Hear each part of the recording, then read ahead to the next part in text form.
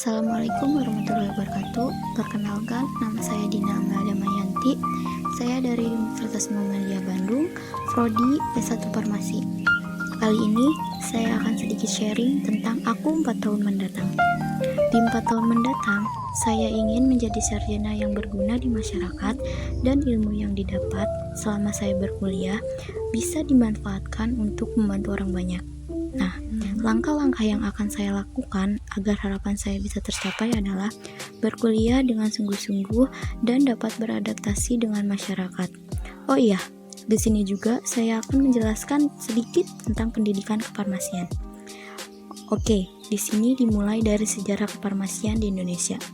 Pada zaman penjajahan sampai peperangan kemerdekaan, WNI asli yang pertama kali tercatat lulus pada tahun 1908 yang diuji di Surabaya, dan yang kedua pada tahun 1919 yang diuji di Semarang.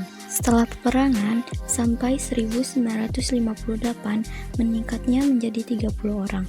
Pada tahun 1958 sampai 1967, kita mengalami kesulitan devisa atau kesulitan ekonomi, yang akhirnya industri farmasi hanya dapat beroperasi menjadi sekitar 30%.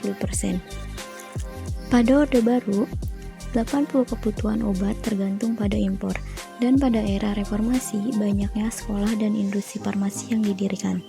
Oh ya, sebelumnya farmasi itu apa sih? Farmasi adalah salah satu ilmu kombinasi antara ilmu kesehatan dan ilmu kimia yang mempelajari tata cara penyediaan obat menjadi bentuk tertentu sehingga siap untuk dijadikan obat untuk suatu penyakit.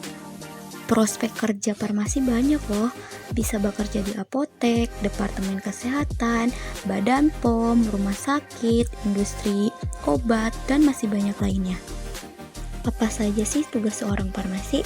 Tugas seorang farmasi adalah mengendalikan mutu sediaan farmasi, mengamankan, mengadakan, menyiapkan, dan menyalurkan obat. Belajar apa saja sih di farmasi? Di farmasi, kita dapat belajar tentang kimia, biologi, matematika, fisika, dan masih banyak lainnya. Setelah ini, saya akan menjelaskan tentang 9 star farmasi. Yang pertama adalah caregiver. Caregiver adalah tentang pemberian informasi obat atau konseling. Yang kedua adalah decision maker atau penyesuaian dosis dan penggantian suatu obat. Yang ketiga adalah komunikator, melakukan visit ke bangsal atau perawatan pasien. Yang keempat adalah manajer. Manajer di bagian QC, QA, atau manajer produksi. Yang kelima adalah leader, menjadi seorang pemimpin dan dapat mengambil keputusan yang tepat. 6. Lifelong learner, perkembangan informasi tentang kefarmasian. 7.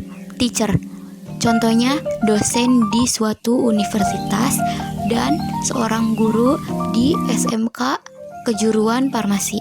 8. Peneliti. Dan yang terakhir, yang ke-9 adalah technopreneur, mendirikan perusahaan, baik perusahaan obat, makanan, ataupun yang lainnya yang berkaitan tentang kefarmasian. Terima kasih. Sekian yang saya dapat sampaikan. Mohon maaf bila ada salah-salah kata. Wassalamualaikum warahmatullahi wabarakatuh.